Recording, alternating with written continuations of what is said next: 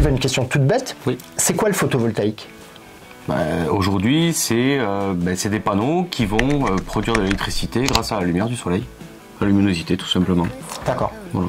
Donc il faut qu'il y ait le moins de nuages possible quand même, sinon... Ça produit quand même, hein, beaucoup moins certes, mais c'est la luminosité qui va être importante. Ouais.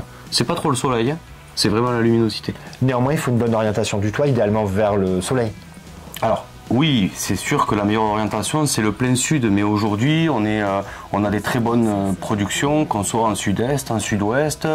Si on va avoir des installations avec des toits en est-ouest, avec des pans, en est-ouest, eh bien, on posera en est-ouest. Sur les deux pans, on aura un peu moins de production sur l'année, mais on couvrira plus la production sur la journée. D'accord. Oui, c'est pour ça qu'à une époque, je sais que quand il s'agissait de revente totale, certains fournisseurs refusaient de poser si on était est-ouest. Aujourd'hui, c'est différent. On a tout, comme on est en autoconsommation, on a quand même intérêt, parce que le soleil se lève à l'est, se couche à l'ouest, on commence à produire sur un toit dès le matin, le soleil bascule et il produit sur l'autre toit l'après-midi. C'est ça l'intérêt du système? C'est exactement ça. Après, c'est vrai qu'il y a quand même une différence avec à l'époque. C'est qu'à l'époque, en fait, on faisait de la revente totale. Donc, on revendait tout à EDF. Donc, en fait, ils avaient cet intérêt à ce qu'on produise un maximum. Donc, il fallait que les installations soient placées plein sud. Après, ils ont quand même été assez intelligents à l'époque de faire intégrer les panneaux à la toiture, ce qui favorisait la chaleur. Et vu qu'on était avec un onduleur central, tous les panneaux reliés à la chaîne, donc on avait de la haute tension qui se créait et donc de la chaleur. Et moi, depuis que je fais du photovoltaïque, j'ai commencé quand même, il y a quand même un certain moment maintenant.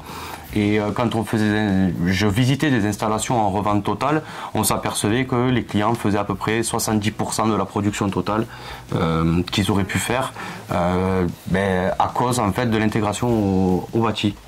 Ça, c'est un point qui est très important et on va répondre à la question, est-ce qu'il faut intégrer son installation à la toiture ou est-ce qu'il faut la poser en surimposition sur la toiture?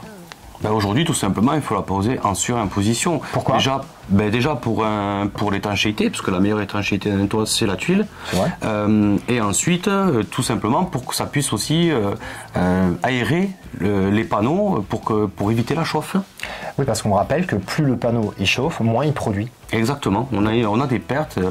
Sur les fiches techniques des panneaux, c'est bien indiqué les coefficients de température, ce qui veut dire que quand on vous donne en fait une donnée d'un panneau, que ce soit 375 watts crête, 415, 500 watts crête, c'est toujours en conditions standard de laboratoire. Je ne sais pas si tu te rappelles chez Meilleur Burger, mais dans les usines il fait 25 degrés.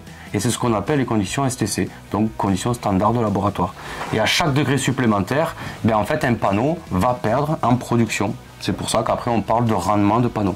D'accord. Donc on a quand même, donc on sait qu'effectivement il y a de la perte quand il fait très chaud. Est-ce qu'il y a de la perte aussi quand il fait très froid? Non, j'ai pas l'impression. Alors après quand il fait très froid, généralement on a moins de luminosité, donc on a moins d'impact. D'accord. Le prix moyen d'une installation photovoltaïque? Alors, le prix moyen, on va dire aujourd'hui, ça peut être